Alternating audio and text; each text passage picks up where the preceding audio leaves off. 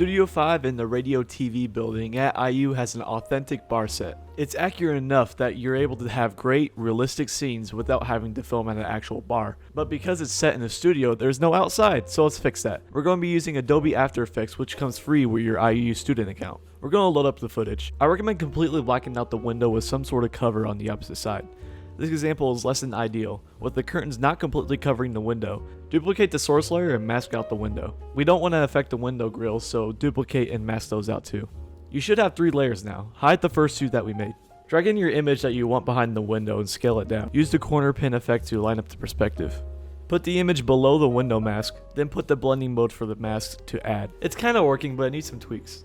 Add a curves effect to the window mask and bring it down until the majority of it looks right. We're gonna mask out everything that we don't want, like these studio light reflections and uncovered parts.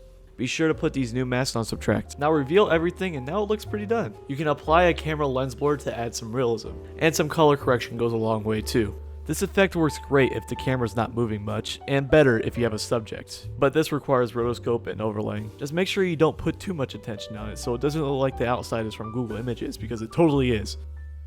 Another way we can solve our window problem is by using 3D VFX software. This is ideal if you want to have a close-up shot of the window, yet it takes more time to make. I'm using free open source software Blender to achieve this extension. And what's so great about this process is that all you need is one image. I first created some geometry that lines up with the image, then projected it. This looks good, but I'm not going to be using this window, so I'm going to get rid of it.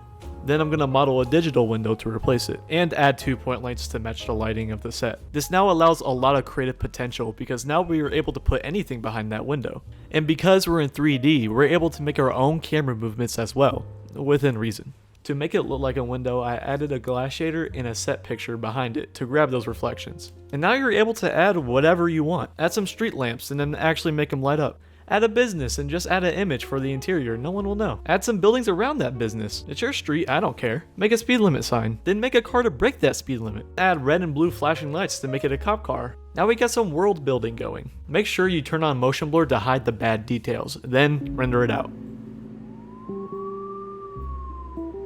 If all that seems complicated, well, because it is. But if you want to learn more stuff just like this, plus more, check out the media school at Indiana University.